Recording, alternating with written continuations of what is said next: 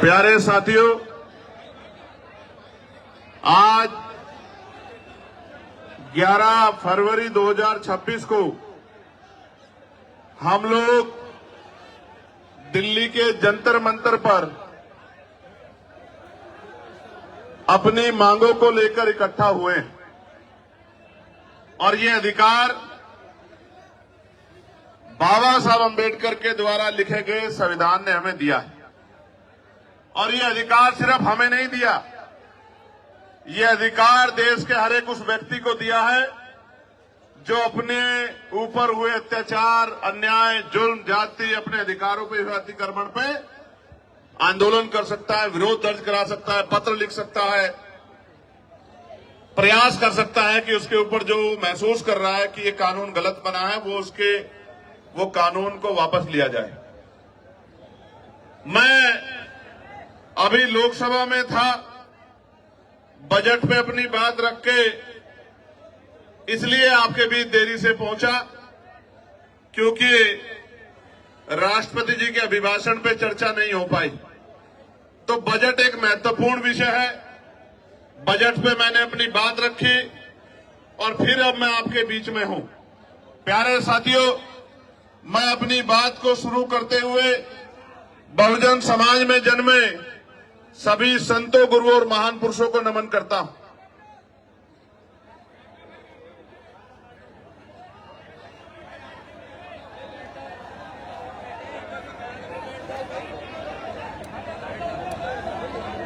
इसलिए नमन करता हूं क्योंकि मैं एक पढ़ा लिखा अधिवक्ता हूं, लोकसभा का सदस्य हूं,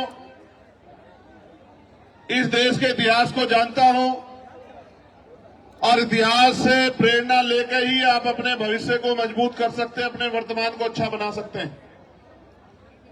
प्यारे साथियों, मैं सबसे पहले दिल्ली की पूरी टीम का बहुत बहुत धन्यवाद करूंगा कि उन्होंने इस महत्वपूर्ण विषय की गंभीरता को समझा और खुद से आगे बढ़कर निर्णय लिया कि हम यूजीसी के समर्थन में एक आंदोलन बुलाकर देश भर में ये संदेश देने का काम करेंगे कि हम सीना तान के कमजोर वर्गों के साथ खड़े हैं और हम अपने बच्चों की आने वाली जो है हमारी पीढ़ियां हैं उनके ऊपर किसी भी तरह का हमला बर्दाश्त नहीं करें।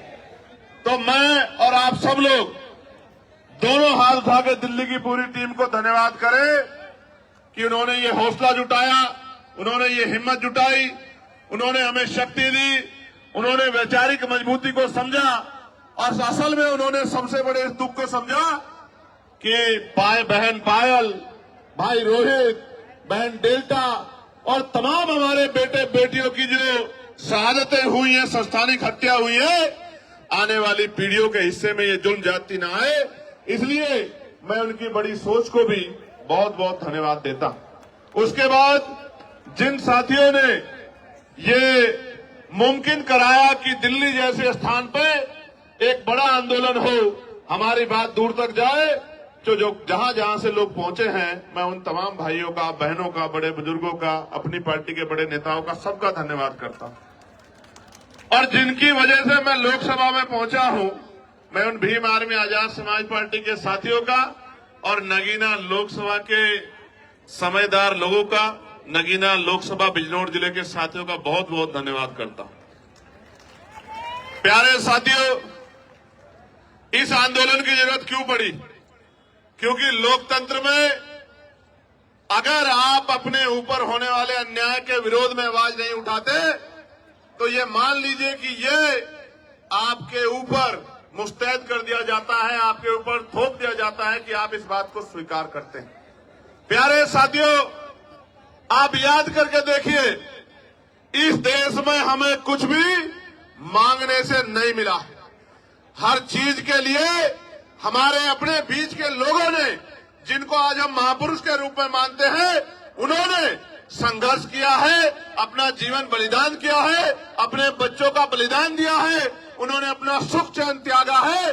उसके कारण आज इस देश में कमजोर वर्गों के लोगों को हक और अधिकार मिलने का काम हुआ।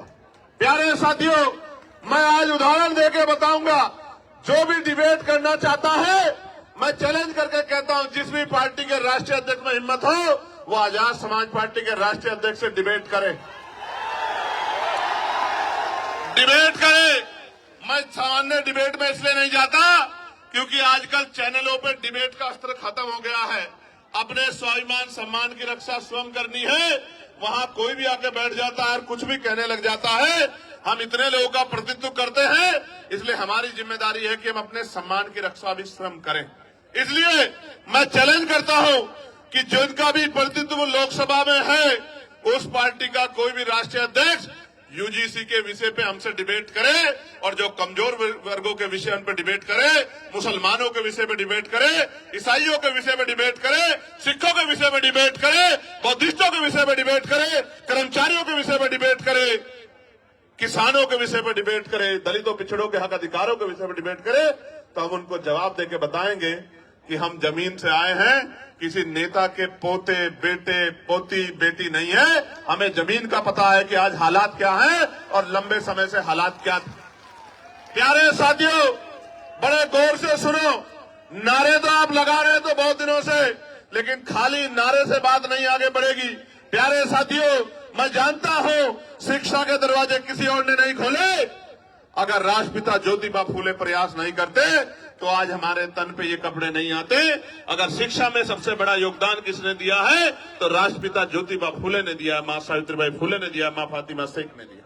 प्यारे साथियों, इस देश में जिस आरक्षण को रोज बुरा भला कहा जाता है, हालांकि किसी की हैसियत नहीं है बुरा भला कहने की, क्योंकि जब आप ये कहते हैं, जब आप एक उंगली किसी की तरफ उठाते तो 4 उंगली आपकी तरफ भी जाती है, 3 उंगली एक अंगूठे का रुख भी आपकी तरफ होता है, जो आपको ये बताता है कि एक बार अपने गिरबान में भी झांकिए। जो लोग 10% आर्थिक आधार पर आरक्षण लेते हैं, संविधान के विरोध में जो आया है, वो भी आरक्षण पे सवाल खड़ा कर सकते हैं। किस आधार पे, किस आधार पे? जो लोग सदियों से आरक्षण का लाभ लेते आ रहे हैं, तमाम संस्थानों पे काबिज हैं, जिन्होंने कमजोर वर्गों के लोगों को उनकी दुख तकलीफों के बाद, उनके भूखे पेट के बाद, जब उनकी बच्चों को तन ढकने का अधिकार नहीं था, जिन्होंने उनके आंसुओं के बाद भी, जिनके मुंह से एक शब्द भी हाय का भी नहीं निकला कि इनके साथ गलत हो रहा, वो हमसे सवाल कर रहे हैं। नहीं, आपको कोई अधिकार नहीं सवाल करने का। अगर सवाल करना चाहते हैं तो अपने अंदर पैदा करिए कि आपके अंदर न्याय की क्षमता है, आप न्याय प्रिय हैं, पहले साबित करिए, फिर आके सवाल कीजिए, हम आपके सारे सवालों का जवाब देंगे। प्यारे साथियों, आरक्षण क्या जाति के आधार पर मिलता है? आरक्षण क्षेत्र के आधार पर भी मिलता है। आप जाके देखो, जम्मू कश्मीर में आरक्षण क्षेत्र के आधार पर मिलता है। आप जाके देखो हिमाचल में आरक्षण क्षेत्र के आधार पर मिलता है। आप जाके देखो उत्तराखंड में आरक्षण क्षेत्र के आधार पर मिलता है। कौन कहता है जाति के आधार पर मिलता है? आरक्षण उनको मिलता है जो पीछे रह गए हैं, जिनका प्रतिनिधित्व कम है।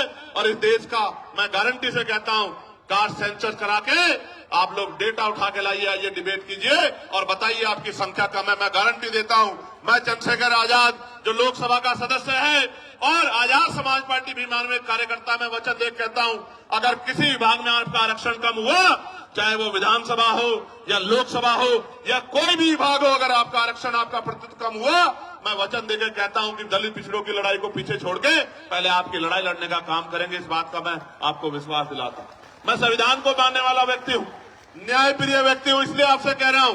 तो मगर सच का सामना तो करना ही पड़ेगा।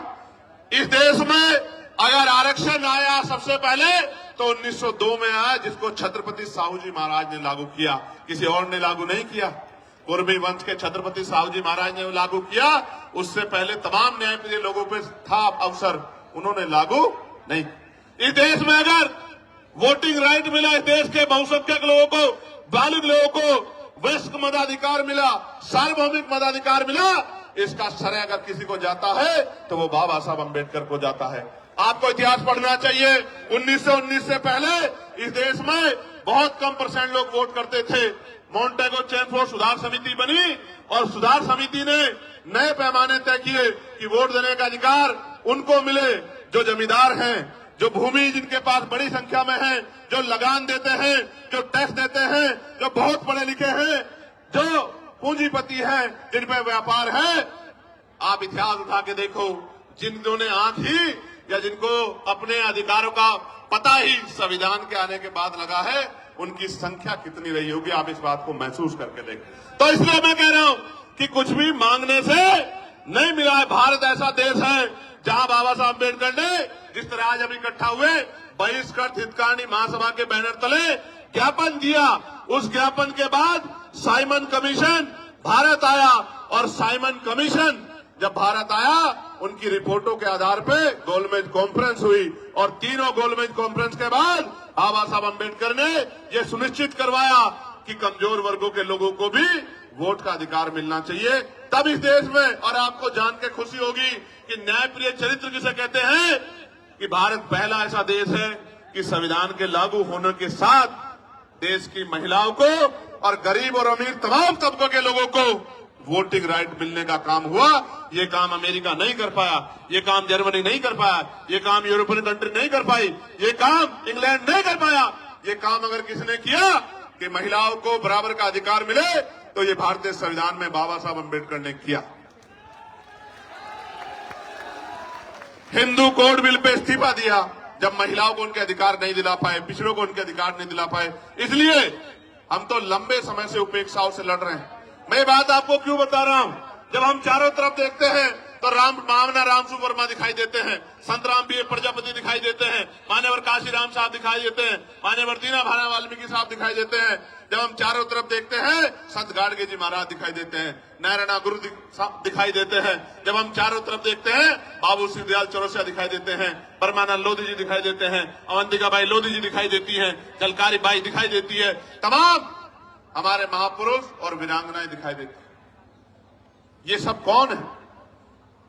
इन्होंने हमारी बस्ती में जन्म नहीं लिया, इन्होंने हमारे जिले में जन्म नहीं लिया, इन्होंने हमारे प्रदेश में जन्म नहीं लिया, मगर हम अपने मां बाप से ज्यादा इनका सम्मान करते हैं और इनके सम्मान पे खून की बूंद बूंद लगा सकते हैं। उसका कारण क्या है आप जानिए। उनका कारण ये है कि इन महापुरुषों ने अपने बच्चों को भी पीछे छोड़ दिया, इन्होंने हमारे लिए अपना पूरा जीवन जिया। इनकी वजह से आज हमें अधिकार मिले। इसका मैं उदाहरण बताता हूं। बाबा साहब अम्बेडकर ने अपने जीवन में 3 लोगों को गुरु माना। धार्मिक गुरु उन्होंने, न्यायिक गुरु के तौर पे उन्होंने महामानव तथागत बुद्ध को अपना गुरु माना। शिक्षा के क्षेत्र में उन्होंने राष्ट्रपिता ज्योतिबा फुले को अपना गुरु माना और अंधविश्वास पाखंडवाद को यानी कि विज्ञानवाद के तर्क के आधार पर बात करने के लिए उन्होंने गुरु कबीर जी को अपना गुरु माना।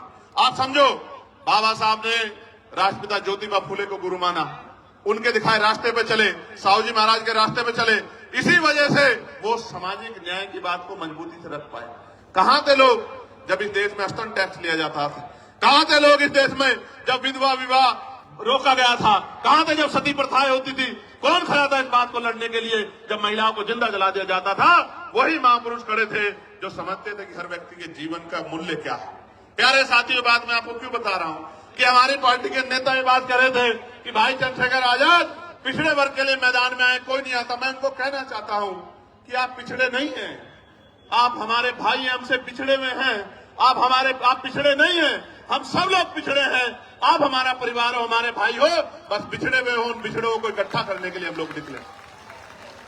और आप ही नहीं, हर पीड़ित, शोषित, वंचित किसान, कमेरा, वो चाहे बौद्ध हो, सिख हो, सामान्य जाति का भी कोई गरीब है, शोषित है, उसको भी हमारा अपना है, उसके लिए भी हम लोग खड़े हैं। मुस्लिम समाज के लोग, क्या हालत आज आपने देश में देखा? मजारें गिर रही हैं, खानकाहें तोड़ी जा रही हैं, मस्जिदों में बुलडोजर चल रहा है।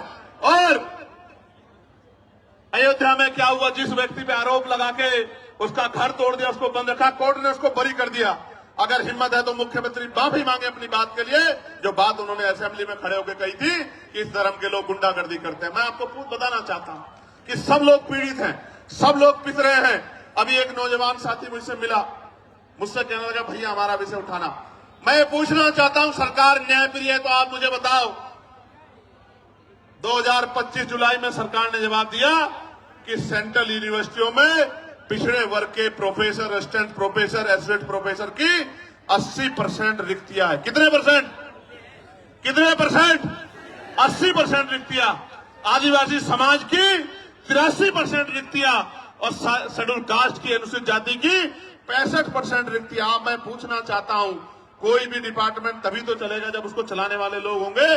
जिस डिपार्टमेंट में, जिस विभाग में 80% पद खाली खड़े हैं, वहां कौन हमारी पीड़ा को सुन रहा है जब हमारा आदमी वहां है ही नहीं? तो हमें न्याय वहां कहां से मिल सकता है? 45 सेंट्रल यूनिवर्सिटियों में 38 जो है, जो वाइस चांसलर है, कुलपति है, वो सामान्य जाति के हैं। हमारा विरोध ये नहीं है कि सामान्य जाति के हैं, हमारा विरोध ये है कि 45 में से 38 कितने परसेंट बैठता है कि SC ST OBC के लोगों में काबिलियत नहीं है? किस आधार पे आप ये बात कहना चाहते हो? एक SC का, एक ST का, 5 OBC समाज के, जिनकी संख्या 52%, उनको 12% भी नहीं मिल रहा है। इसलिए आंदोलन करना पड़ता है, इसलिए यहां आना पड़ता है। हम तो जानते हैं, मैं आपको इस मंच से कह रहा हूं, फिर कह रहा हूं, याद करो फूले साहब को, याद करो साहू जी महाराज को, याद करो पेरियार को, याद करो रामसु वर्मा जी को, याद करो बाबू जगदेव प्रसाद कुशवाहा जी को, याद करो जगन्नाथ कपूरी ठाकुर जी को, याद करो परमानंद लोधी जी को, याद करो संतराम BA प्रजापति जी को, याद करो शिवदराज चौरसिया जी को, याद करो। और मैं आपको भी कहता हूं, मुस्लिम समाज के मेरे भाइयों, कि अगर सर सैयद अहमद खान नहीं होते तो एक यूनिवर्सिटी भी आपके लिए नहीं बनती। आपको आइडिया नहीं है, कोई आपको पूछने वाला नहीं है। और अगर आपके लिए यूनिवर्सिटियां नहीं होती, आपको तालीम नहीं मिलती, तो आपको इस देश के सिस्टम में आने का मौका ही नहीं मिलता। जब आप डॉक्टर इंजीनियर IAS IPS वकील जज नहीं बन पाते, तो आपके कलम में ताकत नहीं होती, आप कहां से किसी का भला कर पाते? आप तो अपना भला भी नहीं कर पाते। आपने देखा, उनके बाद 2 लोगों ने यूनिवर्सिटी बनाने का काम किया, और दोनों के परिवारों का क्या हाल है? आजम भाई के परिवार का क्या हाल है आप देखो, और इकबाल भाई के परिवार का क्या हाल है सहारनपुर में, आपने देखा। अगर वो कोई व्यापारी को वो बना लेते तो कोई दिक्कत नहीं थी। यूनिवर्सिटी बना के पढ़ाओगे और उनको सिस्टम में लाओगे तो लड़ाई हो जाएगी। बस असल बात ही मैं आपको ये बता रहा हूं मेरे प्यारे साथियों, प्रदेश का, देश का कोई डिपार्टमेंट उठा के देख लो, अगर आप बैकलॉग ढूंढोगे तो मैं लिख के देता हूं कि अगर बैकलॉग भरा जाए तो आज ही 5, 7, 10 lakh schedule caste, schedule tribe, backward के लोगों को नौकरी, सरकारी पक्की नौकरी मिलने का काम होगा।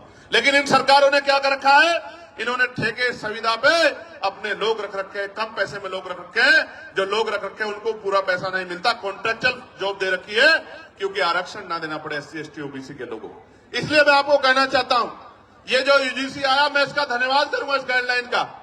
इसके आने से कई लोगों के चेहरे बेनकाब हुए, जो कहते थे हम सेकुलर हैं, हम न्याय प्रिय हैं।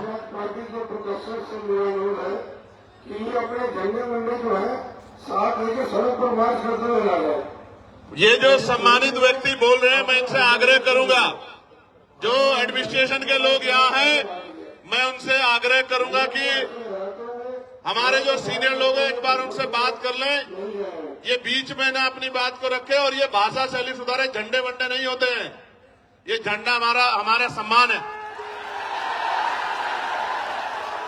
और इस बार अगर ये भाषा शैली नहीं सुधारेंगे तो फिर ये आंदोलन आज ही नहीं, अब आगे कल के लिए भी कह दूंगा और लोगों को अपील कर दूंगा, फिर देख लेना संभाल नहीं पाओगे अगर इस तरह करोगे। प्यारे साथियों, मैं आपको कुछ और कहना चाहता हूं, गौर से सुनो, इन बातों पर ध्यान मत दो। ये तो पुलिस के भाई हैं, एडमिनिस्ट्रेशन के भाई हैं, सरकार के हिसाब से काम करते हैं, हमें इनकी मदद लेनी है, हमारा इनका कोई झगड़ा नहीं। आप गौर से सुनो मेरी बात को। कई लोगों के चेहरे बेनकाब हुए, कई पार्टियों के चेहरे बेनकाब हुए, कई नेताओं के चेहरे बेनकाब हुए, कई सामाजिक संगठनों के चेहरे बेनकाब हुए, और सबसे ज्यादा बेनकाब अगर कोई नारा हुआ है तो वो नारा है जो नारा लग रहा था कि जात पात की करो विदाई, हिंदू हिंदू भाई भाई। वो नारा भी बेनकाब हो गया, वो नारा झूठा था। अगर वो नारा सच्चा होता तो मैं पूछना चाहता हूं कि जब मंडल कमीशन की बात आती है, जब SC ST आयोग की बात आती है, SC ST एक्ट की बात आती है, जब UGC की नई गाइडलाइन की बात आती है, तो आप आंदोलन क्यों करते हो हमारे खिलाफ? क्यों हमारे खिलाफ आंदोलन करते हो? क्यों आप हमारे खिलाफ आंदोलन करके सड़कें जाम करने का काम करते हो? क्यों आप आंदोलन करके, जो कहते थे कि प्रधानमंत्री हिंदू हृदय सम्राट है, उन्हीं प्रधानमंत्री को बताओ कहा गया, नहीं कहा गया, कैसे कैसे शब्दों से नवाजा गया। तो जिस प्रधानमंत्री के राज में आपको EWS मिला, उन्हीं प्रधानमंत्री को जब एक आपको काल्पनिक ऐसा लगा कि भाई हमारे बच्चों के ऊपर जो है जांच बैठ सकती है, उनपे जो है उनपे मुकदमा दर्ज हो सकता है, सिर्फ काल्पनिक, कोई मामला सामने नहीं आया। हम पे तो उदाहरण है, मैं बताऊंगा पूरी बात में, हम पे उदाहरण है, कोई मामला सामने नहीं आया तो आप आंदोलन करने चले आए। क्योंकि जब भी मंडल कमीशन कहां से हिंदुओं के खिलाफ था, मुझे बताओ। अगर मेरे भाइयों को कुछ मिल रहा है और मैं विरोध कर रहा हूं तो मैं कहां से उनका भाई हुआ, आप मुझे बताओ। देखो, बहुत कुछ बेनकाब हुआ। बेनकाब ये हुआ है कि जाति सत्य है, जाति सत्य है। और जाति को ठुकराया नहीं जा सकता। जिसको हिंदू अदर्द सम्राट कहते थे, उसी को जाति के आधार पर गाली देने का काम करते। इसका मतलब जब तक वो व्यक्ति आपका काम करेगा तब तक आप उसको पलकों बिठा के रखोगे। जैसे ही वो कोई और इनका रोल भी नहीं यूजीसी में, तो आप उनको गाली देने लग जाओगे। ये है जाति का सत्य। मैं और बताता हूं, हाथ कंगन को आरसी क्या और पढ़े लिखे को फारसी क्या। कल ही एक मामला हुआ एक बैंक में, 2 बेटियां थी। वो एक बेटी कहती है कि मैं ठाकुर और दूसरी बेटी वो ब्राह्मण समाज की है। मैं तो तमाम महिलाओं का सम्मान करता हूं, लेकिन आप देखो कि उन्होंने क्यों नहीं कहा कि मैं हिंदू हूं, और दूसरी बेटी ने क्यों नहीं कहा मैं हिंदू। एक ने कहा मैं ठाकुर, दूसरी ने कहा मैं ब्राह्मण हूं, और दोनों अपने अपने समाज से समर्थन मांग रही हैं, और दोनों के विरोध में एक दूसरे के समाज के लोग गाली बकने का काम कर रहे हैं। इसलिए मैं आपको बता रहा हूं कि वर्ग की बात ही नहीं है, ये बात जातियों तक जाती है जब आपके अधिकारों पर हमला होता है। और सबसे बड़ी बात देखो, जिनके बच्चों को जो बच्चे मर रहे हैं जिनके, क्योंकि 118% की वृद्धि हुई अपराध में। ये मैं नहीं कह रहा हूं, ये सरकार के आंकड़े कह रहे हैं, एजेंसियों के आंकड़े कह रहे हैं। 118% की वृद्धि हुई। और कानून की ये गाइडलाइन कैसे बनी? सुप्रीम कोर्ट ने ऑर्डर किया कि गाइडलाइन बनाओ यूजीसी को। यूजीसी ने गाइडलाइन बनाई, हमने नहीं बनाई। और उस गाइडलाइन में जैसे ही पिछड़े वर्ग के लोगों को जोड़ा, क्योंकि गाइडलाइन तो 2012 में बनी थी, 2012 में बनी थी, लेकिन जैसे ही पिछड़े वर्ग के लोगों को जोड़ा, तत्काल विरोध शुरू हो गया। मैं आपको बताना चाहता हूं कि इस नारे के पीछे अगर कुछ है तो वो पिछड़े वर्ग के लोगों का विरोध है। इस बात को मेरी आप याद रखना। ये सरकारें, इनकी सोच पिछड़ा वर्ग विरोधी है। और हम इस बात को इसलिए लड़ रहे हैं क्योंकि हम जानते हैं कि राष्ट्रपिता ज्योतिबा फुले हमारे लिए लड़ रहे थे, छत्रपति साहू जी महाराज हमारे लिए लड़ रहे थे, ईवी पेरियार रामानायकर, स्वामी प्यारेलाल यादव हमारे लिए लड़ रहे थे, महामना राम सुवर्मा चौधरी, महाराज सिंह भारती सर छोटूराम चौधरी, चरण सिंह हमारे लिए लड़ रहे थे। इसलिए आज हम यहाँ सीना तान के खड़े हैं कि हम अपने भाइयों को अकेला नहीं महसूस होने देंगे, हम उनके साथ। प्यारे साथियों,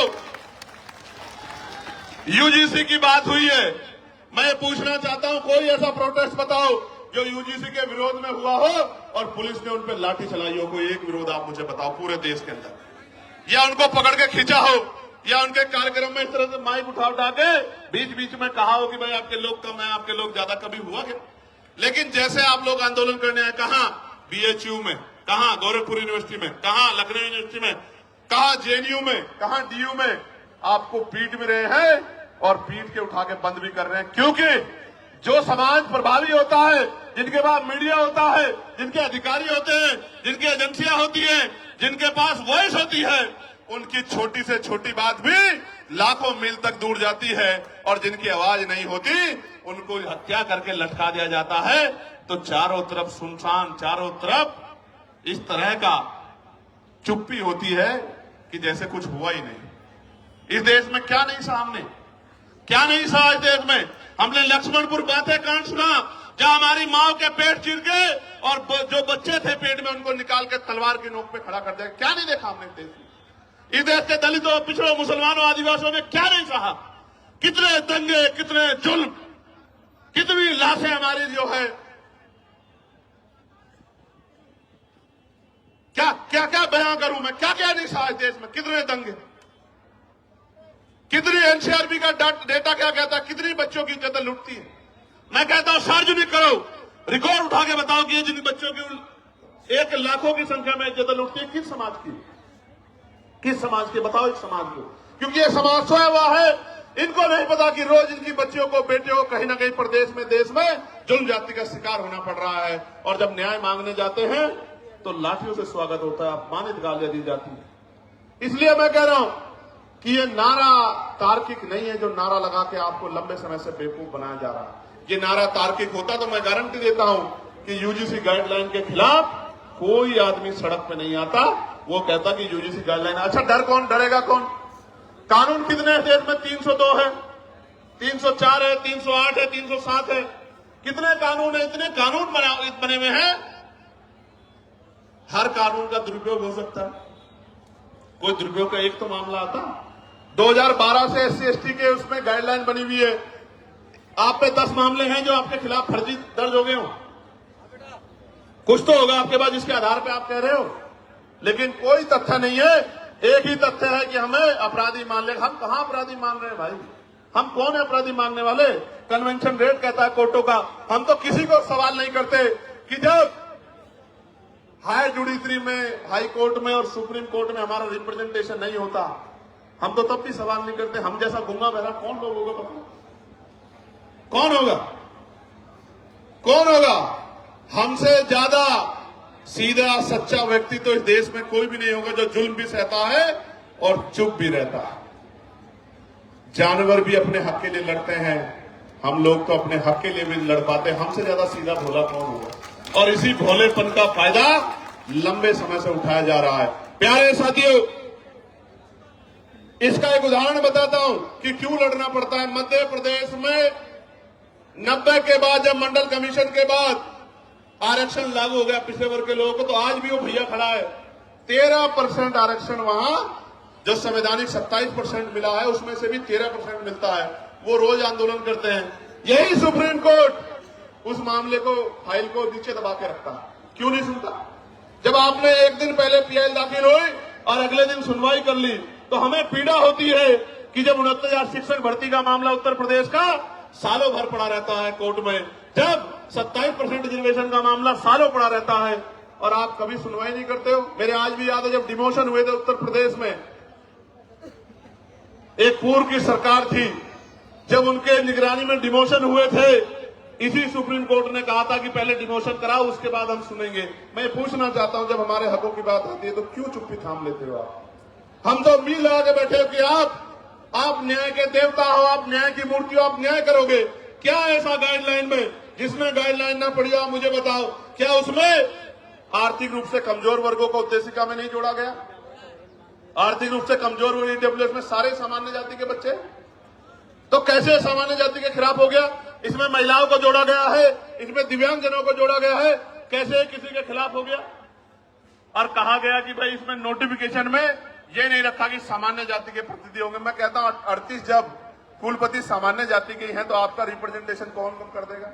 जब इतना बैकलॉग है ओबीसी, एससी, एसटी का, तो आप हमें तो गारंटी देता हूं, जो समता समिति बनेगी बनवा लो। ओबीसी के, एसटी के प्रोफेसर नहीं मिलेंगे आपको, सीनियर प्रोफेसर मिलेंगे नहीं। आप, मेरा चैलेंज आप चेक करवा लो। तो इसलिए मैं कह रहा हूं, प्यारे साथियों, मंडल कमीशन आया था, मंडल कमीशन 2 सिफारिशें लागू हुई, अभी बाकी सिफारिशें चूकी हुई। कभी कोर्ट को नहीं लगता कि ये सिफारिशें लागू होनी चाहिए, कभी नहीं लगता, कभी नहीं लगता। और निजी क्षेत्रों में हम लोग पार्लियामेंट में बिल लेके आए, प्राइवेट मेंबर बिल, की निजी क्षेत्रों में एससी, एसटी, ओबीसी के लोगों को आरक्षण मिलना चाहिए। क्यों मिलना चाहिए भी सुनो। निजी क्षेत्र बनता कैसे है? निजी क्षेत्र इस तरह बनता है कि सरकार जमीन देती है, 1 रुपए लीज पे हजारों बीघा जमीन, फिर उसको लोन देती है, फिर टैक्स में छूट करती है। इस तरह की छूट वो किसानों को, मजदूरों को, गरीबों को, अल्पसंख्यकों को, मुसलमानों को, आदिवासियों को नहीं देती। इतने सब प्रावधानों के बाद तब जाके वो प्राइवेट सेक्टर बनता है। तो जो सारा ही सरकारी पैसे से बना हो, सारा ही सरकारी जमीन पे बना हो, तो उसमें कमजोर वर्गों को हिस्सेदारी क्यों नहीं मिलनी चाहिए? कोई पूछने वाला है क्या? इसलिए हमने कहा कि निजी क्षेत्रों में भी आरक्षण की व्यवस्था होनी चाहिए। और आज इसकी देश की सच्चाई ये है, आपको जानना चाहिए देश की सच्चाई। सच्चाई ये है कि कितने ही जो शहर हैं जिनको कहा जाता है स्मार्ट सिटी, उनमें सफाई कर्मचारी सीवर में उतरते हैं, सीवर में मर जाते हैं। 7,000, 8,000, 9,000, 11,000 पे, 13,000 पे मजबूर है काम करने के लिए। मैं आपको जिम्मेदारी के तौर पे कहना चाहता हूं, जानबूझ के जाति के आधार पे ये काम दिया गया है और जाति के आधार पे इसके वेतन का निर्धारण किया गया है। पर की नौकरी छीन के ठेकेदारी संविदा पे नौकरी देके आज भी हमारे लोग गटर में मरते। किसी को दुख क्यों नहीं होता? क्यों नहीं सुप्रीम कोर्ट संज्ञान लेता? एक मुख्यमंत्री असम का ये कहता है कि 5 की जगह 4 रुपए दो, इतना सताओ कि ये प्रदेश छोड़ के भाग जाए। जो वीडियो जारी करता है जिसमें सीने पे गोली मारने का जो है निर्देश दिया गया है, मैं पूछना चाहता हूं सुप्रीम कोर्ट सुमोटो क्यों नहीं लेता है? इस वायलेशन में सुप्रीम कोर्ट चुप क्यों है? हमारे नरसंहार पर सुप्रीम कोर्ट चुप क्यों है? इसलिए तकलीफ होती है कि जिस न्याय के मंदिर से हमें उम्मीद है वो न्याय का मंदिर हमारी तरफ नहीं देख रहा, इसलिए प्रोटेस्ट करना पड़ता है कि उस न्याय के मंदिर तक हमारी भी तकलीफ जाए, हमारी भी पीड़ा जाए। हम भी इस देश के लोग हैं, हम भी देश में टैक्स देते हैं, हम भी देश को सींचते हैं, हम ही देश की बिल्डिंगें बनाते हैं, हम बड़े बड़े शहरों की बिल्डिंगें बनाते हैं, उसमें हमारा पसीना लगता है। न्यूनतम वेतन मजदूरी पे और मजदूरी मांगने पे हत्या भी होती है। हम ही देश की बिल्डिंगें बनाते हैं, हमारे पसीने खून से बिल्डिंगें बनती हैं। हमारी माएं, हमारी बहनें, हमारे बच्चे पेट पे जो है हमारी माएं बच्चे बांध के इस बिल्डिंगों में ईंटें चढ़ा चढ़ा के मशीनरी तो आ जाइए, इस देश को मजबूत करने का काम करते हुए बड़ी बड़ी बिल्डिंगें बनाती है। इन बिल्डिंगों में हम पे रहने के लिए स्थान नहीं होता है। ये सब हमारे सामने। सरकार कहती है हम प्रधानमंत्री आवास योजना चला रहे हैं, लेकिन आप देखो हल्द्वानी में कैसे बसे बसाए लोगों को उजाड़ने का काम किया जा रहा है। इसलिए दर्द होता है कि चारों तरफ हमें कोई सुनने वाला नहीं। प्यारे साथियों, मैं कर्मचारियों की पीड़ा को समझता हूं। ठेकेदारी सुविधा पर जिस तरह उनको लूटा जा रहा, मैं इस बात को समझता हूं। मैंने कहा कि जो भूमिहीन कमजोर हैं, जिनको पट्टे दिए गए थे दलित पिछड़े वर्ग के लोगों को, वो सारे पट्टे छीनने का काम सरकारें कर रही है, गुंडागर्दी कर रही है, भूमाफिया कर रहे हैं। लेकिन सुप्रीम कोर्ट संज्ञान नहीं लेता, और अगर फाइल जाएगी, और मैं दूसरों की नहीं कहता, मैं अपने मामलों को जो अन्याय मेरे साथ हुआ इनको लेकर सुप्रीम कोर्ट जाऊंगा। आप देखना कितने कितने दिन बाद फाइलों का मौका मिलेगा, आप निर्धारण करना। मैं कहा ना प्रत्यक्ष प्रमाण की जरूरत नहीं है, मैं भी जाऊंगा सुप्रीम कोर्ट बहुत जल्दी, अगले 10 दिन के अंदर। मैं देखूंगा कि हम कमजोरों की पीड़ा को भी इस तरह सुना जाता है क्या, जब सरकार हम पे जुल्म करती है, जब सरकारें हम पे अन्याय करती है, निर्दोष होते हमें जेल भेजने का काम करती है, हम पे रासुका लगाती है, हमारे बच्चों को पीटने का काम करती है, हमारी हड्डियां तोड़ने का काम करती है, हमें करंट लगाने का काम करती है, तो ये सुप्रीम कोर्ट हमारी पीड़ा को भी सुनता नहीं सुनता। मैं जाऊंगा। प्यारे साथियों, आज इस देश में शिक्षा बाजार बन गई है, शिक्षा बाजार बन गई है। गरीब आदमी अपने बच्चों को अच्छी पढ़ाई नहीं दिला सकता, कोई पूछने वाला नहीं है।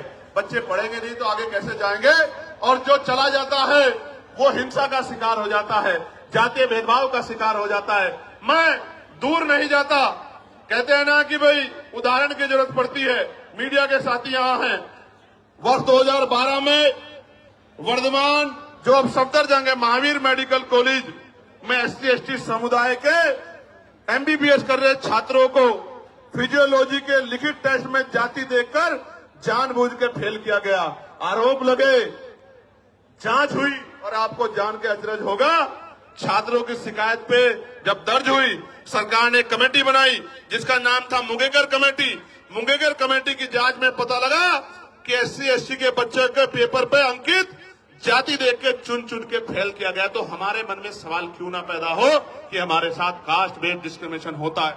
और ऐसा ही नहीं, कमेटी की रिपोर्ट पे कोर्ट ने उन छात्रों को मात्र पास ही नहीं किया, दोषियों के खिलाफ 10-10 लाख रुपए का मुआवजा देने के लिए आदेश दिए, दोषियों पे कार्रवाई की। मैं इसलिए आपसे कह रहा हूं कि होता है डिस्क्रिमिनेशन, कास्ट बेस्ड डिस्क्रिमिनेशन होता है, इसीलिए तो हम कह रहे हैं। और हमने थोड़ा ही गाइडलाइन बनाई, हमारी पीड़ा को आपने काफना, सुप्रीम कोर्ट के आदेश को आपने सुन के गाइडलाइन बनाई। मैं धन्यवाद करूंगा कि उन गाइडलाइनों को हमारे पढ़े लिखे लोगों ने पढ़ा।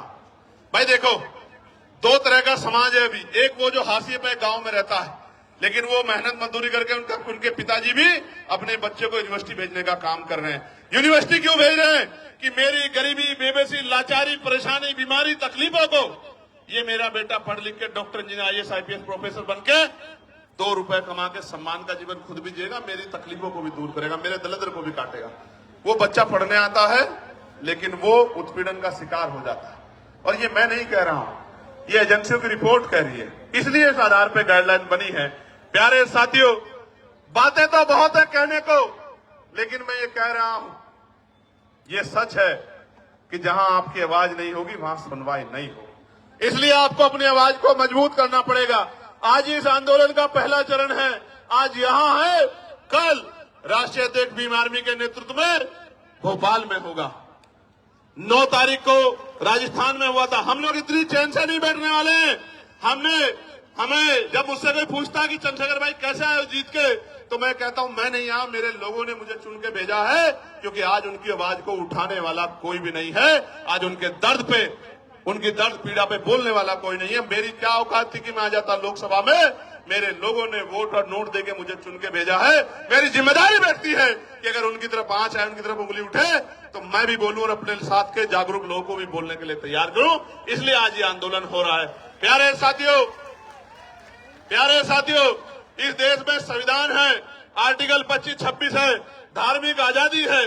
मैंने आज ही पार्लियामेंट में पूछा कि आप ये बताओ, तमाम त्योहारों पे आप व्यवस्था करते हो, लेकिन भगवान बुद्ध की जयंती पे, संत कबीर जी की जयंती पे, गुरु रविदास जी की जयंती पे, पेरियार जी की जयंती पे, फूले जी की जयंती पे, साहू जी की जयंती पे, तमाम जो हमारे महापुरुष हुए हैं, मुस्लिम समाज में भी हुए, सिख समाज में भी हुए, जैन समाज में भी हुए, बौद्ध समाज में भी हुए, उनकी जयंतियों के अवसर पे, उनके धार्मिक आयोजनों पे आप बजट क्यों नहीं देते हो? बताओ। आप ईद पे क्या बजट खर्च करते हो? आप मुहर्रम पे क्या बजट खर्च करते हो? आप शबे बारात पे क्या बजट खर्च करते हो? क्या इस देश के धन पे कुछ ही लोगों का अधिकार है? फिर ये देश, ये सरकार सबका साथ सबके विकास के झूठे के नारे के साथ क्यों खड़ी है? ये कहे कि धन तुम्हारा और अधिकार हमारा, धन तुम्हारा अधिकार हमारा, हम अपने लोगों को देंगे। ये सच बताने का काम करें। हम जानते हैं सच क्या है।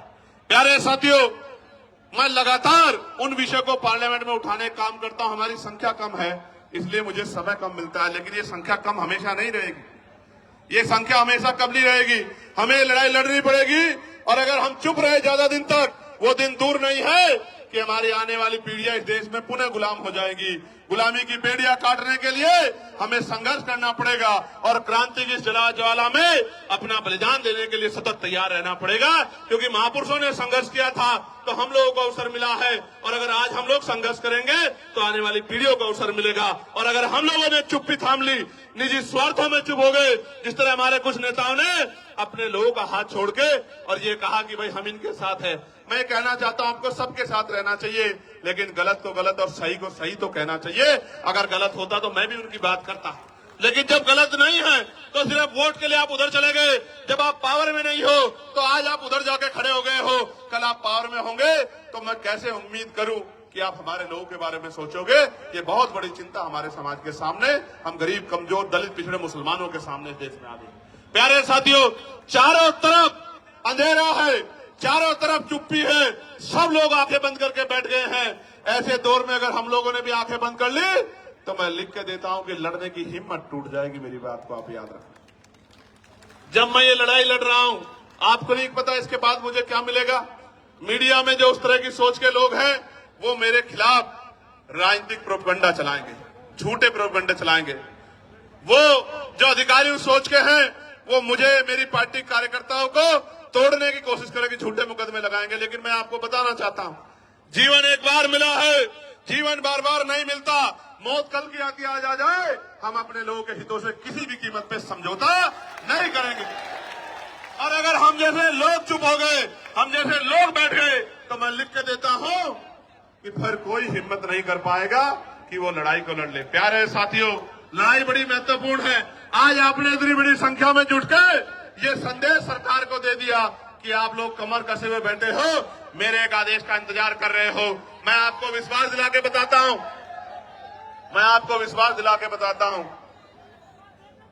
चंद्रशेखर आजाद के लिए, आजाद समाज पार्टी के एक सिपाही के लिए, हमारे नेताओं के लिए, कार्यकर्ताओं के लिए समाज हित पहले है, व्यक्तिगत हित बाद में है। हम मिट तो सकते हैं, लेकिन समाज के हितों से समझौता करके झुक नहीं सकते। मेरी बात को आप याद रखें।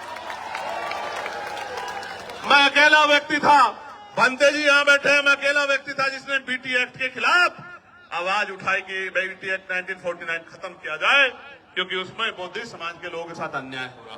प्यारे साथियों, ये बातें मैं आपको इसलिए बता रहा हूं कि आपको जागरूक होना पड़ेगा। यहां तो बहुत सारे ऐसे लोग हैं जो बिल्कुल अपने से दिखाई देते हैं, ऐसा ही पढ़ना पहनते हैं, लेकिन अपने नहीं हैं। आज तो हर पार्टी आपको लुभाने के लिए अपने नेताओं को, फरीदाबाद के लोग सुनो, पलवल के लोग सुनो मेरी बात को, हर पार्टी ऐसे पटके पहना के अपने लोगों को घुमाने लगी है, लेकिन ऐसा पटका पहनने वाला सच्चा नहीं हो सकता। बाबा साहब अम्बेडकर को और बहुजन महापुरुषों की विचारधारा पे चलने वाला व्यक्ति सच्चा हो सकता है। नीला पटका तो बाजार की हर दुकान पर मिल जाएगा, कोई भी पहन घूम जाएगा। कोई पार्टी बताओ, आप औरों को छोड़ो, भारतीय जनता पार्टी को देखो, जिन आरएसएस के लोगों ने जीते जी बाबा साहब की शव यात्रा निकाली, वही आरएसएस के बीजेपी के लोग सबसे बड़ा फोटो बाबा साहब का लगाते हैं नहीं लगाते हैं? तो अगर बाबा साहब की फोटो लगाने वाला सच्चा है, नीला पटका पहनने वाला, मात्र नीला पटका पहनने वाला सच्चा है, तो हर वो व्यक्ति सच्चा है जो वोट के लिए आपको जय भीम कर रहा है या नमस्कार कर रहा है। मैं आपको कहना चाहता हूं मेरे लोगों, ये वोट का अधिकार नहीं होता, ये वोट का अधिकार नहीं होता तो ये अमीर लोग आपकी बस्तियों में नहीं आते मेरे लोगों। ये वोट का अधिकार नहीं होता तो ये अमीर लोग आपकी गलियों में नहीं आते, आपके घरों में नहीं जाते। और आप देखो किस तरह की व्यवस्था है कि आज भी अगर भेदभाव नहीं है तो बहुत सारे नेता जाके कमजोर वर्गों के घरों में खाना खाने का नाटक क्यों करते हैं भाई? खाना खाने का नाटक क्यों करते हैं? इसलिए करते हैं कि वो एहसास कराना चाहते हैं कि हम बदल रहे हैं। आप बदलते तो हमारे खिलाफ विरोध क्यों करते? क्यों विरोध करते हमारे खिलाफ? हमारे बच्चों की जान जा रही है, आप पे एक मामला नहीं है। मैं चैलेंज करता हूं, अगर झूठे मुकदमे दर्ज करने की बात आप कर रहे हैं तो 12 से गाइडलाइन बनी है, 26 हो गया है। आप 100 मामले उठा के लेके आओ, हम लोग चर्चा करेंगे, आपकी बात को सुनेंगे। लेकिन मैं मानता कि अगर आपने यूनिवर्सिटी में बैठे अध्यापकों ने, प्रोफेसरों ने, यूनिवर्सिटी में पढ़ने वाले उन बच्चों ने जो आज डर रहे हैं, अगर आगे बढ़ के उन्होंने कहा होता कि डिस्क्रिमिनेशन हो रहा है, कानून बनाओ, तो मैं स्वागत करता कि आपका चरित्र न्याय प्रिय है। प्यारे साथियों, मैंने पहले भी कहा, वही डरेगा जो अपराध करेगा। जो अपराध नहीं करेगा वो क्यों डरेगा? मैंने कहा कि जो अपराध नहीं करना चाहते वो बच्चे पढ़ रहे हैं, क्योंकि इस देश के मीडिया के चैनलों में हमने सुना जब किसान आया था तो किसान नहीं आया था, खालिस्तानी आए थे, खालिस्तानी। जब एनआरसी का आंदोलन चल रहा था तो मुसलमान नहीं लड़ रहा था, जैन सिंह बोध नहीं लड़ रहा था, पता नहीं क्या क्या नाम दिए गए थे। जब अपने हकों के लिए दलित पिछड़े आते हैं, आदिवासी आते तो नक्सली कहा जाता है। इसलिए मैं इस टीवी को सुन के ही समझ आता है कि जो अभी कुछ दिन पहले आंदोलन कर रहे थे वो आंदोलनकारी नहीं थे, वो आंदोलनकारी नहीं थे, क्योंकि जो जिनको पढ़ना है वो तो पढ़ रहे हैं। मैंने तो अपने बच्चों से कहा कि आप मत जाओ कहीं भी, आजाद समाज पार्टी है, भीम आर्मी है, हमारा लीगल सेल है, आर्य जी है, रजनीश जी है, हम लोग लड़ेंगे ना भाई। जिनको हम लोग वोट देते हैं उनकी क्या जिम्मेदारी है कि वोट लेके हमसे मुंह फेर लें? फिर हमारे लिए लड़ने की जिम्मेदारी किसकी है? आंदोलन करने की जिम्मेदारी किसकी है? सरकार से सवाल पूछने की जिम्मेदारी किसकी है? विरोध प्रदर्शन करने की जिम्मेदारी किसकी है? और अगर ये काम नहीं कर रहे हैं तो वो हमारे नेता नहीं हो सकते हैं। अगर अपने हमारे बच्चों को लड़ने के लिए आना पड़ा तो हमारे नेताओं को शर्म आनी चाहिए।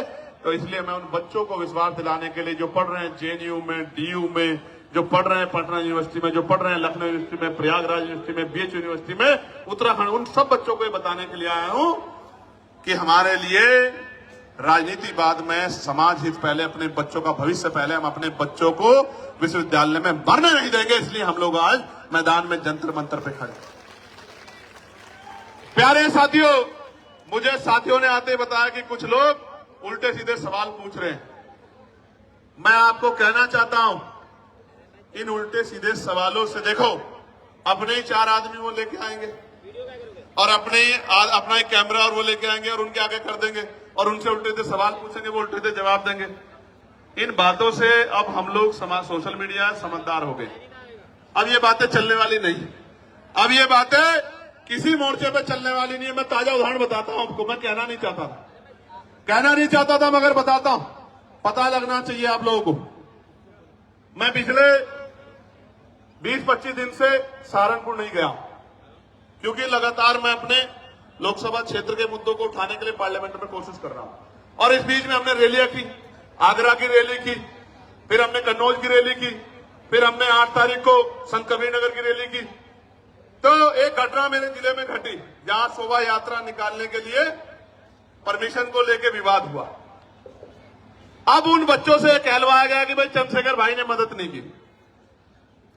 पहली बात तो बच्चे मुझे कभी मिले ही नहीं, ना मैं छुटमलपुर जाता हूं। मैं यहां से जाता हूं तो अपनी जिम्मेदारी अदा करने के लिए नगीना जाता हूं, नगीना से निकलता हूं तो देश भर में जाता हूं। मैं कभी आराम करने छुटमलपुर जाता ही नहीं, तो बच्चे मुझसे कभी मिले ही नहीं। वो मुझे कुछ बताते तो मैं उनके लिए लड़ता, हल करने के लिए कोशिश करता। हालांकि कोई ऐसा थोड़ा जो मेरी बात टाल दे वहां, आप समझ रहे हो भाई। राजनीतिक रूप से भले ही मैं वहां बहुत मजबूत नहीं, लेकिन सामाजिक रूप से इतना मजबूत हूं, मैंने इतना काम किया, किसी को भी कह दूंगा वो अपनी नाक नीची करके मेरी बात को मान लेगा, इतना दम मैं रखता हूं। लेकिन काम की बात जानो, वो बच्चे मेरे पास आए नहीं, मैं घर गया नहीं, लेकिन चलाया गया कि देखो चंद्रशेखर भाई ने मदद नहीं की। भाई आप मुझे बताओ, मेरे पास कोई मामला नहीं आएगा, मैं कैसे मदद कर दूंगा, आप बताओ। लेकिन चला गया कि भाई चंद्रशेखर मदद नहीं कर रहे हैं, चंद्रशेखर तो भाई मुस्लिम भाइयों का मामला इसलिए मदद नहीं कर रहे हैं। मैं पूछना चाहता हूं, ये मुस्लिम कोई अलग थोड़े, ये भी तो हमारे ही हैं। इनको मैं अगर किसी बात को अपने 20 नेताओं को भेज देता तो सब लोग फूल करके स्वागत करते वहां, लेकिन मुझे पता ही लगा तो मैं क्या कर दूंगा। जब पता लगा तो मैंने खबर की, तो उन्होंने नहीं कहा कि हम निकलवा देंगे भाई साहब। लेकिन आपको पता है क्या हुआ? पुलिस ने कह दिया कि हम परमिशन नहीं देंगे। मैंने डीआईजी से बात की, मैंने कमिश्नर से बात की, मैंने एसएसपी से बात की, मैंने डीएम से बात की कि निकलवाओ उनकी शोभा यात्रा, क्यों रोक रहे हो? तो बोले साहब हम नहीं देंगे परमिशन। तो ये देखो, सरकार झगड़ा कराना चाहती है हमारे लोगों को, आपको समझना पड़ेगा। और मैं समझता हूं कि मेरी लड़ाई शोभा यात्रा तक सीमित नहीं है। मेरी लड़ाई तब तक जारी रहेगी जब तक आपको स्वाभिमान सम्मान का जीवन नहीं मिलता। मेरी लड़ाई तब तक जारी रहेगी जब आपको हक अधिकार नहीं मिलते। मेरी लड़ाई तब तक जारी रहेगी जब तक आपकी जेब में पैसा नहीं आता। मेरी लड़ाई तब तक जारी रहेगी जब तक आपके भी टूटे फूटे मकान ऐसे नहीं बनते जैसे दूसरे लोगों के हैं। मेरी लड़ाई तब तक जारी रहेगी। इसलिए मैं तो इस देश में हक अधिकार की लड़ाई लड़ रहा हूं। जो लोग मेरा मुकाबला नहीं कर सकते, आजाद समाज पार्टी भीम आर्मी के नेताओं का मुकाबला नहीं कर सकते, वो जानबूझ के इस तरह के षड्यंत्र करके तमाम तरह की चीजों के प्रयास करते हैं। मैं उनको कहना चाहता हूं, खूब प्रयास करो, समय बदल गया है। उत्तर प्रदेश में आने वाला समय आजाद समाज पार्टी काशीराम का है, मेरी बात को आप याद। और सिर्फ उत्तर प्रदेश में नहीं है, सिर्फ उत्तर प्रदेश में नहीं है, हरियाणा में, मध्य प्रदेश में, राजस्थान में, उत्तराखंड में, मैं कहना चाहता हूं दिल्ली में, बिहार में, झारखंड में, जो उत्तर भारतीय क्षेत्र में, कहना चाहता हूं डंके की चोट पे कि अगले 5 साल बाद आजाद समाज पार्टी राष्ट्रीय पार्टी होगी। मेरी बात को आप याद रखें, क्योंकि हर व्यक्ति के पास समस्या है, आजाद समाज पार्टी पे समाधान है। इसलिए सब लोग एडी चोटी का जोड़ लगा के सुबह शाम षड्यंत्र करते रहते हैं। इतना काम ही अपनी पार्टी के लिए करे तो इनकी पार्टी का भी 1-2 एमएलए जीत जाएगा। अगर ये इतना काम करे, अपना काम नहीं करते, बस यही काम करते हैं, कभी हमारे नेताओं को पकड़वाते हैं, कभी अखबार में ऐसी खबरें छपवाते हैं। इनसे थोड़े डरने वाले हम लोग, इन साजिशों से हम लोग निर्देश नीति डरने वाले नहीं, याद रखना मेरी बात को। इनसे नहीं डरने वाले हैं, इन साजिशों से डरने वाले। लेकिन वचन देके दिल्ली से कह रहा हूं आपको, हम प्रथम और अंतिम भारतीय हैं। भारत की अस्मिता पे कोई आंच आएगी, भारत की सेना के सम्मान पे कोई आंच आएगी, जो हमारा गौरव है, हमारे अर्धसैनिक बलों पे, हमारे पुलिस के भाइयों पे कोई आंच आएगी, अगर हम में खून की कमी भी हो जाएगी तो हम अपने खून का कतरा कतरा देके इस देश के गौरव की रक्षा करेंगे। मैं आपको वचन देके कह रहा हूं। हमारी लड़ाई किसी जाति से नहीं है, किसी धर्म से नहीं है, हमारी लड़ाई अधिकारों की है, हमारी लड़ाई सामाजिक न्याय की है, हमारी लड़ाई भाईचारा कैसे बनेगा। एक आदमी ताला लगा के बैठ के गरीबों को कुछ देना नहीं चाहता, ये लोधी जी खड़े हैं बुलंदशहर वाले, एक आदमी ताला लगा के बैठ गया, हापुड़ वाले भी, और वो देना नहीं चाहता, और हम लोग दरवाजा खटखटा रहे हैं कि हमारा हिस्सा में दे दो। कैसे जो है भाईचारा बन जाएगा? जब तक इस देश में धन धरती राजपाट नहीं बटेगा तब तक बात आगे नहीं बढ़ेगी। और मैं आपको कहना चाहता हूं, समय आ गया है, नौजवानों ने लड़ाई ली है। कहते हैं ना, संघर्षों के साए में घनघोर जवानी पलती है और इतिहास पर झुक जाता है जिस ओर जवानी चलती है। जिस दिन से मुजफ्फरनगर की रैली हुई, आगरा की रैली हुई, हरदोई की रैली हुई, कन्नौज का ऐतिहासिक जो है महारेला हुआ, संत कबीर नगर की रैली हुई, 25 तारीख को जौनपुर में ऐलान होगा। उसके बाद जौनपुर में, और देखना, चैलेंज करके कह रहा हूं, गौर से सुनो, जौनपुर में ऐतिहासिक रेला होगा। जौनपुर के बाद 15 तारीख को बाराबंकी में ऐतिहासिक रेला होगा। उसके बाद 29 तारीख को मार्च में लखीमपुर खीरी में महारेला होगा। मेरी बात को आप यार डंके की चोट पे कह रहा हूं। और रंजन साहब, आप भी सुनो, आपने नहीं देखा होगा कि 2 दिन पहले ग्राउंड बदल दिया जाता है, 2 दिन पहले परमिशन नहीं देते हैं। जिस तरह के गुंडा तंत्र से हम लोग लड़ रहे हैं, कोई लड़ नहीं सकता। हमारी बड़ी बड़ी रैलियां होती है और मीडिया में 1 मिनट नहीं होती कि वो आजाद समाज पार्टी की न्यूज दिखा दे। लेकिन हम नाराज नहीं हैं, हम ये मानते हैं कि अभी हमारी शक्ति कम है, हम इसको बढ़ाएंगे। हम मजबूर करेंगे कि हर एक व्यक्ति की नजर हमारी तरफ जाए। हर एक व्यक्ति की नजर हमारी तरफ जाए, वो हमारे दर्द को महसूस करे, वो हमारे विषयों पर चर्चा करे। वरना एक ही समाज के लोग टीवी के पूरे पैनल में बैठ जाएंगे और एंकर भी उसी समाज से होगा। कैसे दलितों, पिछड़ों के, मुसलमानों के हालातों में चर्चा कर लोगे मेरे भाई? आप ही सोचो क्या हालात। प्यारे साथियों, गरीब का दर्द गरीब समझता है और मजलूम का दर्द मजलूम समझता है। कोई शोषक शोषितों का दर्द नहीं समझ सकता है। प्यारे साथियों, मैं आज इस मंच से नगीना के लोगों से माफी चाहता हूं, क्योंकि नगीना के लोगों की इच्छाएं बहुत हैं, लेकिन मैं मजबूर हूं कि नगीना से उत्तर प्रदेश फतेह नहीं हो सकता है। इसलिए मैं 1 साल का समय नगीना के लोगों से चाहता हूं। जब 27 का चुनाव खत्म हो जाएगा, मैं वचन दे कहता हूं, मैं नगीना को 1 मिनट के लिए नहीं छोड़ूंगा, आपके साथ रहूंगा 24 घंटे। लेकिन अभी आप अपने दिल पे हाथ रख के बोलो और बताओ, क्या नगीना का, मात्र नगीना को मेरी जरूरत है या पूरे उत्तर प्रदेश में जाके जन जागरण की जरूरत है? आप बताओ। देखो, मेरे पास अभी 5 करोड़ की निधि है और वो ट्रांसपेरेंट है। मैं चैलेंज कर कहता हूं, अगर मेरी साख पे कोई सवाल खड़ा कर देगा तो जो वो सजा देगा उसको मान लूंगा।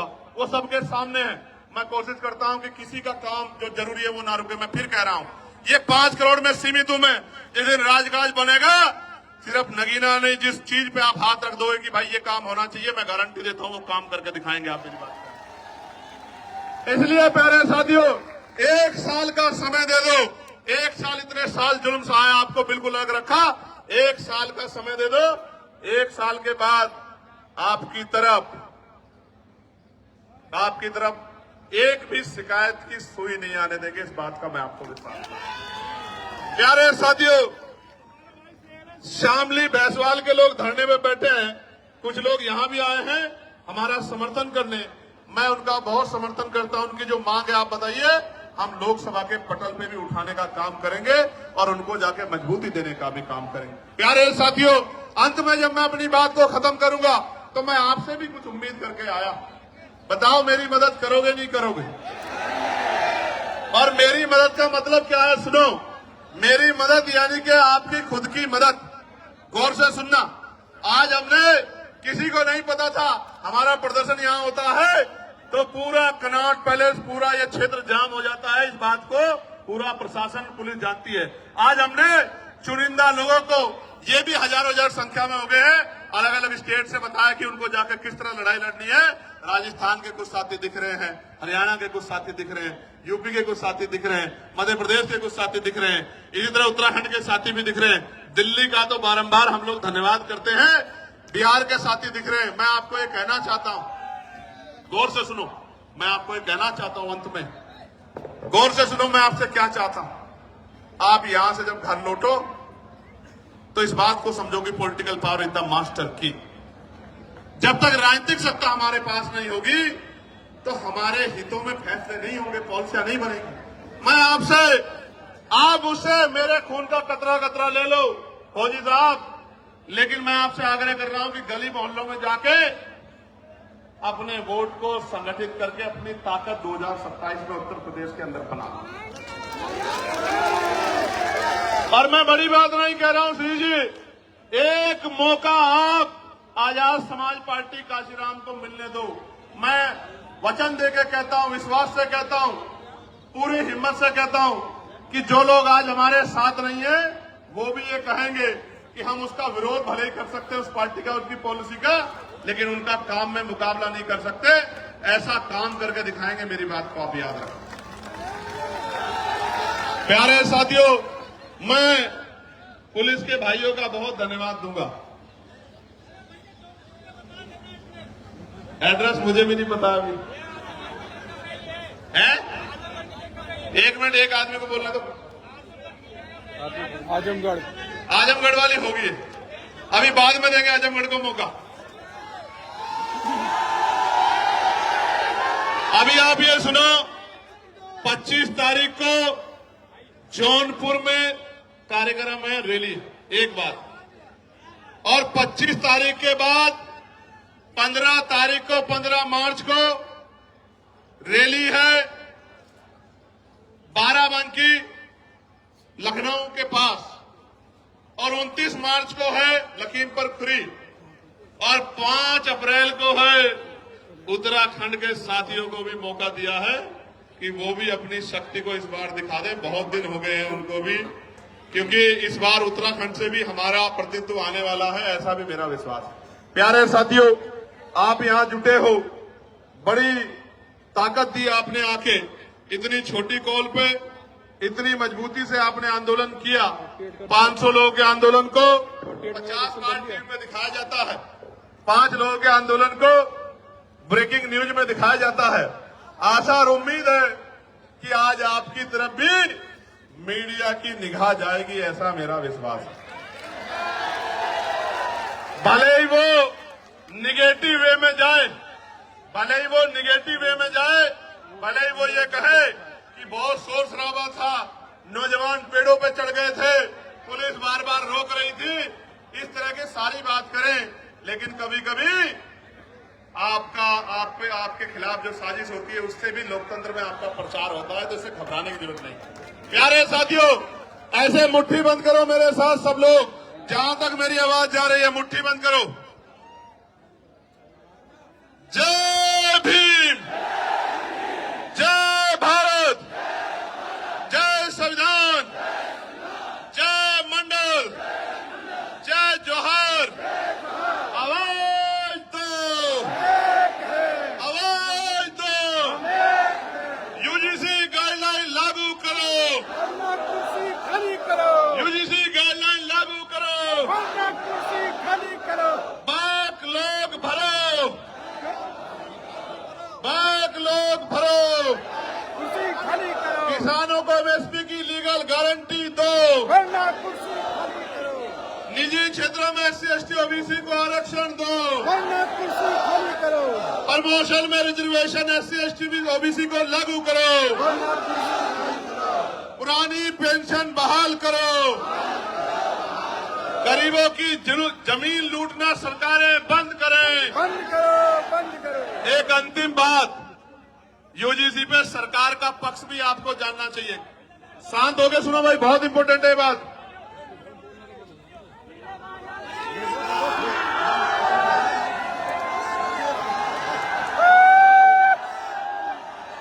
एक मिनट सुनो, अभी चर्चा करेंगे, खत्म कर रहे हैं। सुनो, इंपॉर्टेंट बात सुनो भाई, सुनो आगे जो है, आगे सुनो जो खड़े। देखो, जब ये यूजीसी गाइडलाइन के खिलाफ कोर्ट में गए लोग, तो सरकार की जिम्मेदारी थी कि वो पैरवी करती। आप क्योंकि सुप्रीम कोर्ट की जो कार्रवाई है वो भी अब ऑनलाइन है, तो सॉलिसिटर जनरल जो है हमारे, उन्होंने एक शब्द नहीं कहा कि भाई ये होना चाहिए, इसमें कोई कमी नहीं है। अगर वो बोलते तो मानते सरकार इस पक्ष में थी। गौर से सुनो, क्योंकि जब किसानों के खिलाफ कानून बने और किसान आए कोर्ट में, तो सॉलिसिटर जनरल की खूबियां गिना रहे थे, 370 पे खूबियां गिना रहे थे, 3 तलाक पे खूबियां गिना रहे थे और तमाम कानूनों पे खूबियां गिना रहे थे। लेकिन यूजीसी की गाइडलाइन पे जब रोक लग रही थी, तो जेब में हाथ डाल के खड़े थे। मुझे बड़ी तकलीफ होती है कि जिनको हम रहनुमा समझते हैं वही हमें मारने के पीछे तले। और बाजों की तरफ मत देखो, कल ये विरोधी लोग कहेंगे कि ये बाज भी चंद्रशेखर ने पाल लिए हैं, ये बाज भी चंद्रशेखर जी की मदद करने के लिए पहुंच जाते। भाई मैंने किसी को नहीं कुछ भी कहा है, मैं तो प्यार बांटने के लिए निकला हूं, लोगों को जोड़ने निकला हूं। अगर इंसानों के साथ पक्षी भी जुड़ रहे हैं तो मैं क्या कर सकता हूं मेरे भाई को। प्यारे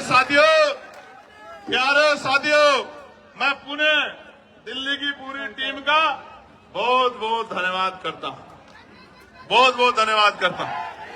भाई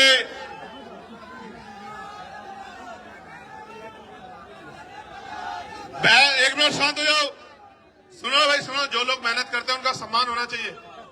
मैं धन्यवाद दूंगा भाई बालक राम बोस जी का, महेश पहवाल जी का, भाई हिमांशु जी का और सीपी सिंह जी का और आर्य जी का, अनिल सागर जी का, हमारे एडवोकेट सुमन साहब का, और जो बाकी लोग हैं वो और मैं एक